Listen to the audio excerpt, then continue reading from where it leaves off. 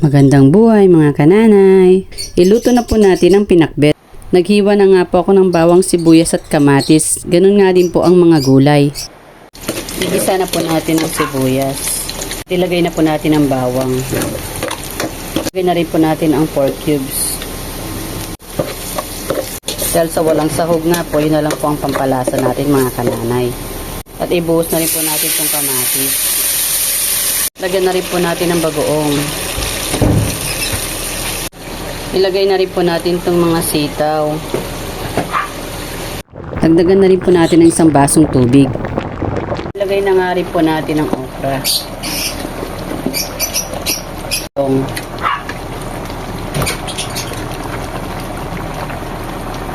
Ilagay na po natin ang parlang, siling haba at ang palaya. Lagyan na nga rin po natin ang seasoning. Pwede na nga po ito mga kananay. Luto na po ang ating pinakbet. Subukan nyo na rin po mga kananay. Sigurado pong mapapadami ang kain. Kaya tara mga kananay, kain na po tayo. Kain na po tayo mga kananay.